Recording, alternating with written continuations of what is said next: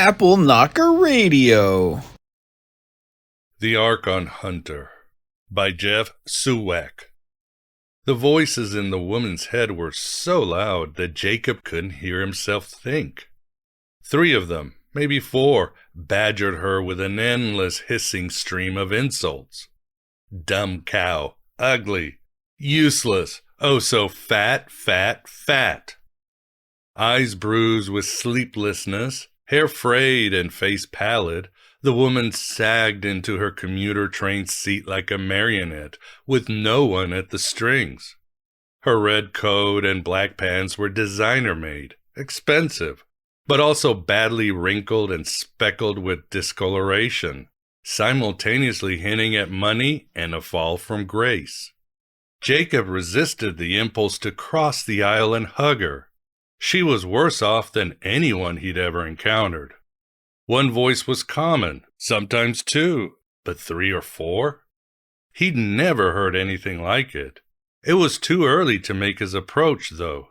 If he frightened her off, he'd never be able to help her, and he'd certainly been scaring people away rather quickly ever since he'd run out of money. The inability to shower or wash his clothes had done a number on his appearance and aroma. One look at the empty seat surrounding him on the otherwise crowded train said all that needed to be said about the matter. Still, he couldn't resist physically projecting a warning to the creature berating the woman. "Enjoy your fun now, worms," he thought. "Your fun is about to come to a very definite end." The voices went silent. Jacob smirked to himself as he imagined the shadows conferring among themselves fearfully in the dark, trans-dimensional space that they occupied. The woman blinked and looked around in relief, left alone for probably the first time in months, maybe years. Out of the silence, the name Megan entered Jacob's mind. It was fitting, he decided. She looked like a Megan. The train stopped in downtown Seattle. Megan picked up her purse, weakened body bending to the side with its weight, and shuffled off the train into the drizzling city. Jacob followed from a distance. It was always best to wait for a heavily traveled area before approaching potential clients. People usually feel safer conversing with strangers in public places. He made his move as they reached a section of Pioneer Square brimming with tourists and shoppers. At the corner gathered a crowd of people listening intently to a tour guide talk about the underground city beneath their feet.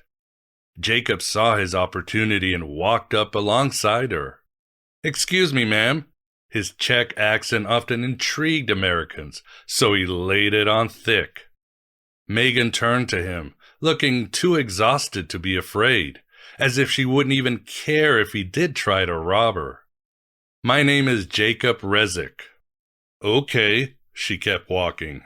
"There's really no easy way to say this, so I'm just going to come out with it. What would you say if I told you I can get rid of the voices in your head?" Megan stopped.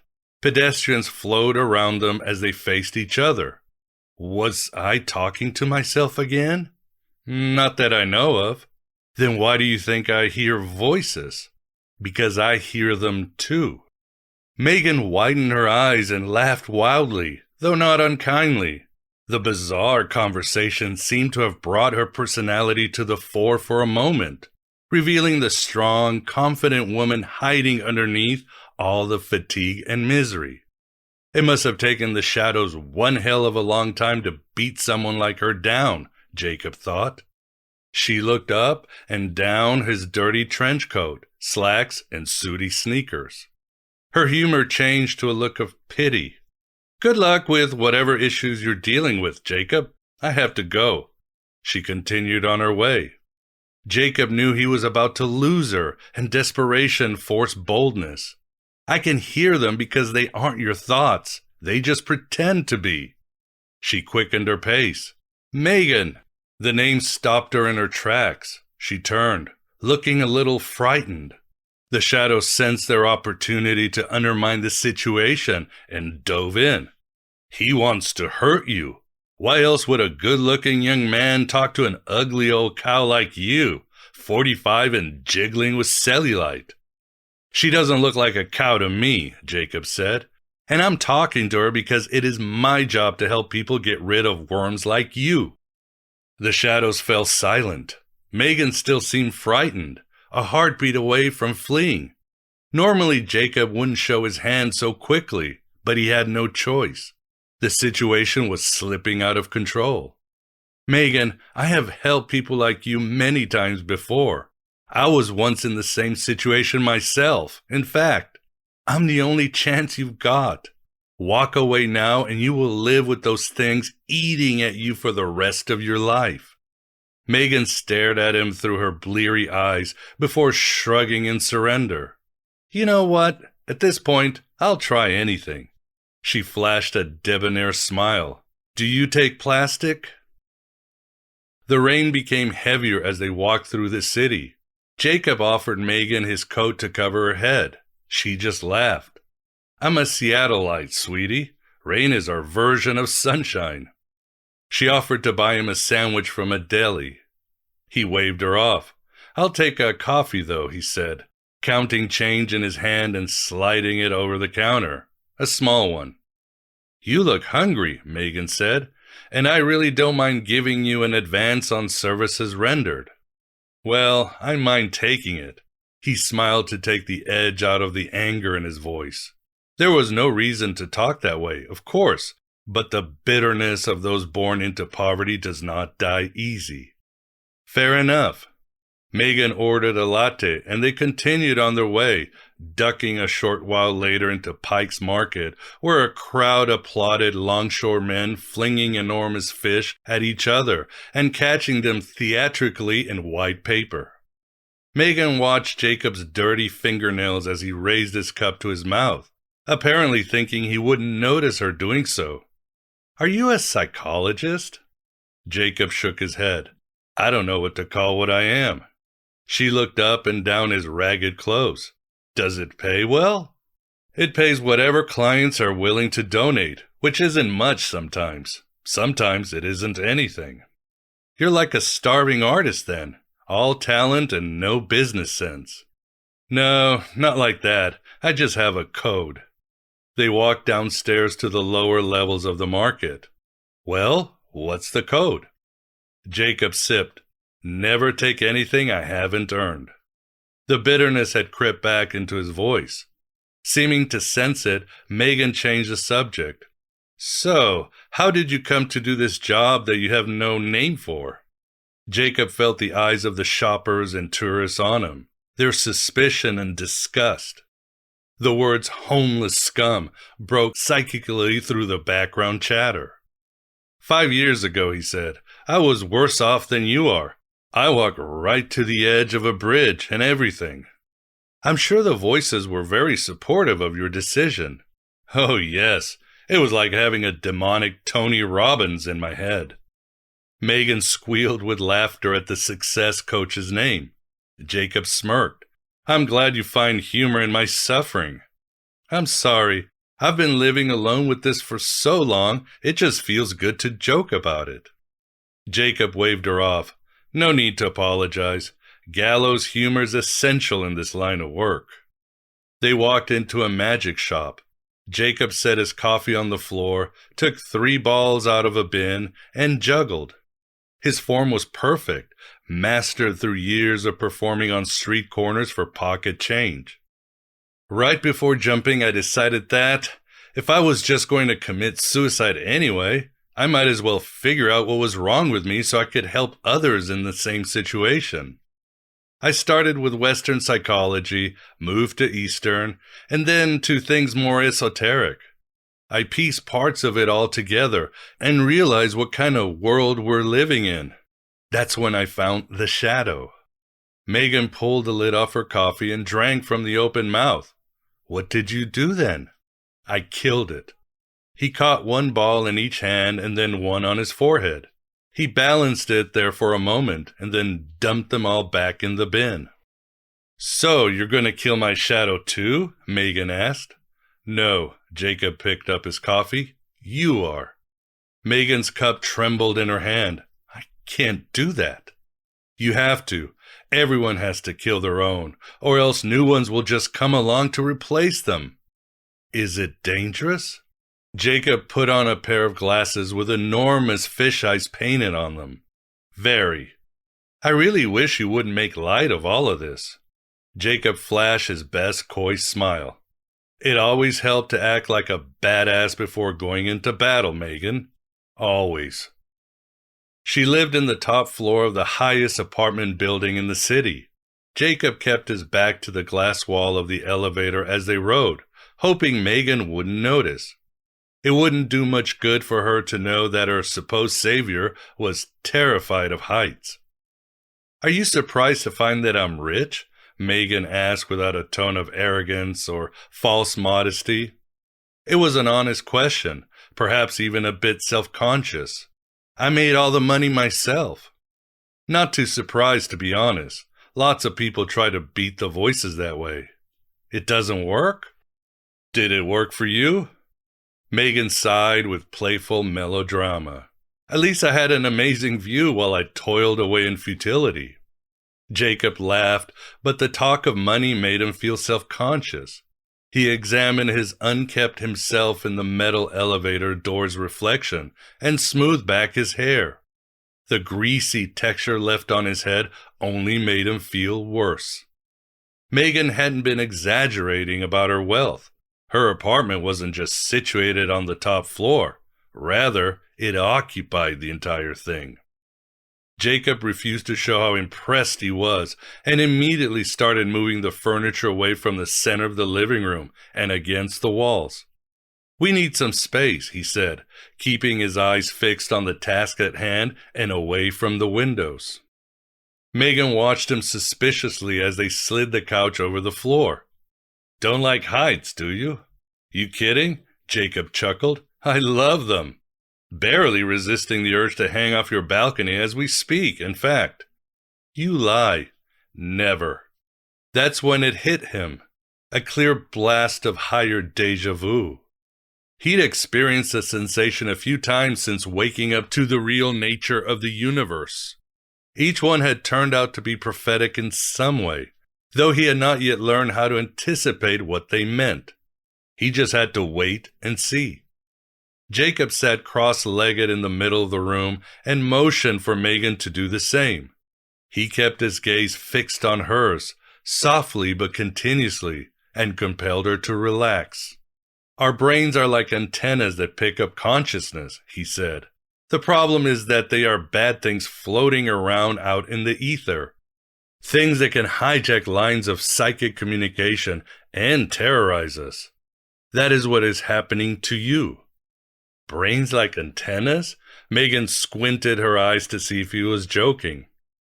Words won't convince you of anything. When it comes to this kind of knowledge, direct experience is the only way. Just relax. Megan did as he asked. As her breathing steadied, a golden light surrounded her, like a luminescent egg. After that, a blue, filamentous tube appeared, stretching from the heavens and entering the crown of her head. Within that tube, a red and green thread coiled around one another. Can you see the light around me? Jakob asked. Tears swelled in Megan's eyes. It was the only answer Jakob needed. It's so beautiful, she said. It is, and there will be a time to explore all of this later.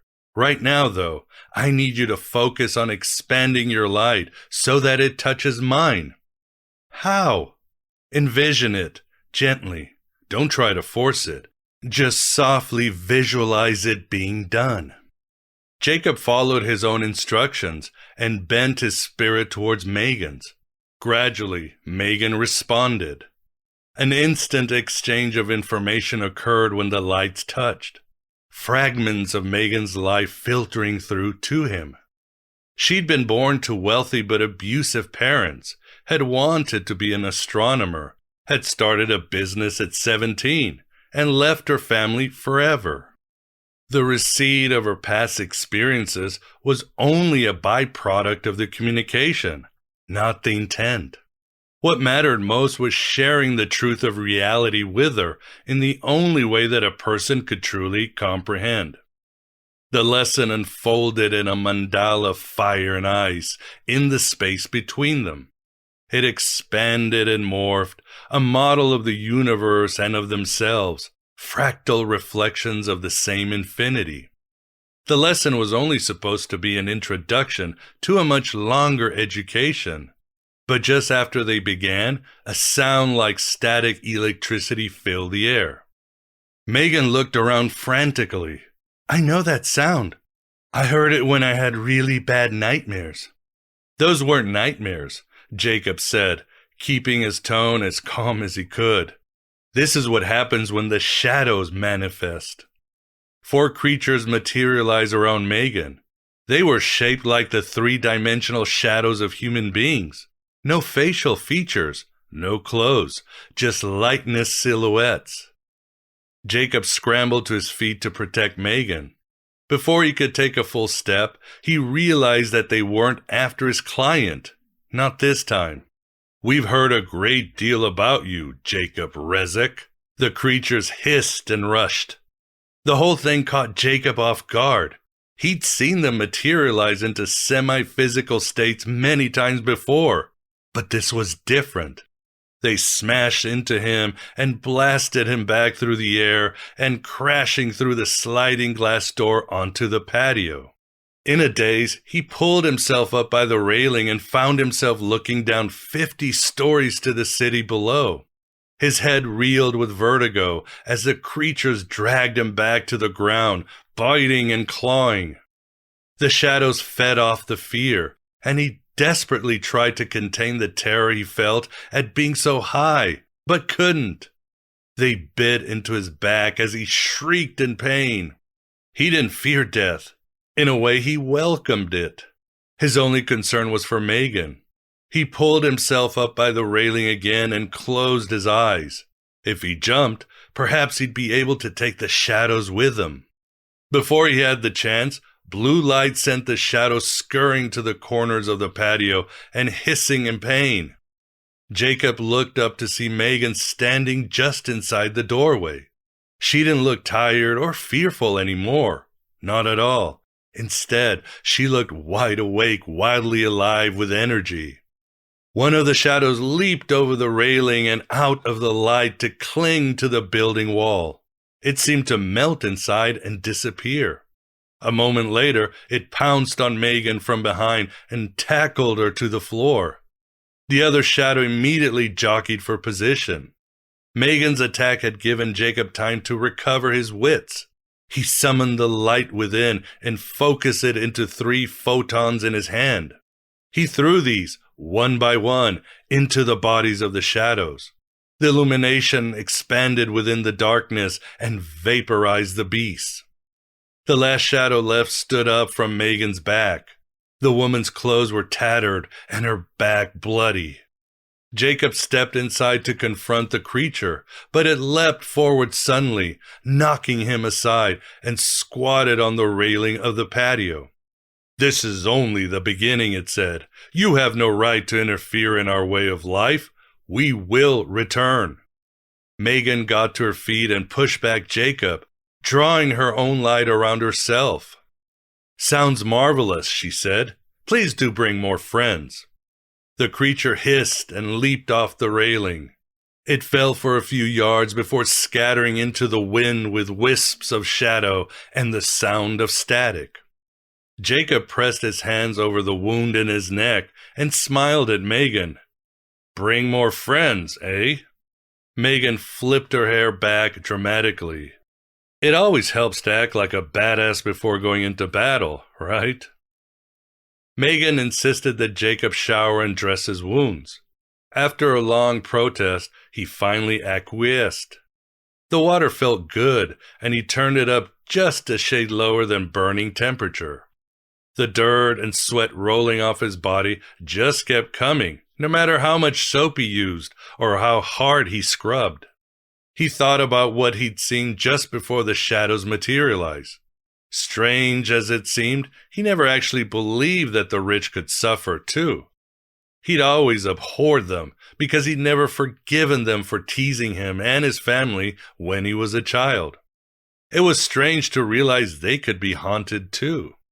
When he stepped out of the shower, he found that his clothes were gone from the top of the toilet, where he'd left them. He wrapped a towel snugly around his waist and walked out into the hall to catch Megan on the phone. She thanked whoever was on the other line and hung up. "You've got new clothes coming," she said, "and my doctor will be here soon too. I don't know exactly what I'll tell him yet, but we'll figure something out." "I have to go," Jakob said. A feeling like panic was beginning to settle in. She had his clothes. He was at the rich woman's mercy. Megan opened a bottle of spring water. For the first time, Jakob realized the smell of cooking food was in the air. "I worked very hard for a long time building my business," Megan said as she poured a glass. "But some parts of me always knew that the business was a means to some other end. I just didn't know what it was." She handed him a glass. "I saw things about you while we were communicating. You were a poor kid, very poor. You swore you'd never take handouts from anyone. Knowing this, I'm still going to offer you the resources to do your job properly. An office, a home," she sipped her water. "A partner." Jakob wanted to slam his glass down and demand his clothes so he could leave. Yet, the fact was that he'd felt that higher déjà vu earlier. He also could not keep living as he'd been living. Now that he was clean, he realized how filthy he'd been before the shower. "This is the work that my life was meant to build towards," she said. "It isn't about rich bitch helping a slum kid, Jakob. It's about two equals entering into a mutually beneficial partnership." Jakob drank. The water tasted good. Being clean felt good. A warm kitchen felt good. He drank again. "You've got natural power," he said. "More than me, even. That's probably why so many of them attacked you. But you've still got a lot to learn." He set his glass down and walked out to sit on the living room floor. He motioned for her to do the same. "We should meditate for a bit." Megan sat down. They smiled at each other across the illuminated space between them. "Close your eyes and relax," Jakob said. "This is the fun part."